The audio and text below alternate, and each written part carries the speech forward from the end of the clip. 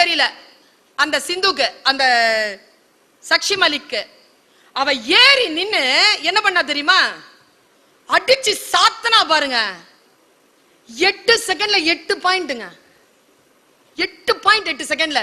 கடைசி 2 பாயிண்ட் 2 செகண்ட்ல யாரும் பாயிண்ட் வாங்காம பாத்துக்கிட்டாங்க. டிக்ளேர்ட். இவ தான் ஜெயிச்சிட்டா.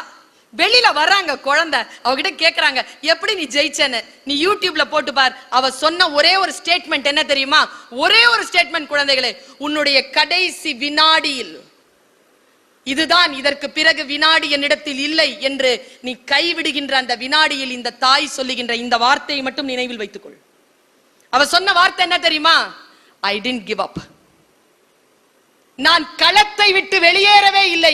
நான் களத்தில் நின்று களமாடி கொண்டிருந்தேன். அதனால் தான் நான் ஜெயித்தேன் என்று சொன்னால், அந்த கடைசி வினாடி வரைக்கும் நான் களத்தை விட்டு வெளியேறவில்லை என்று சொன்ன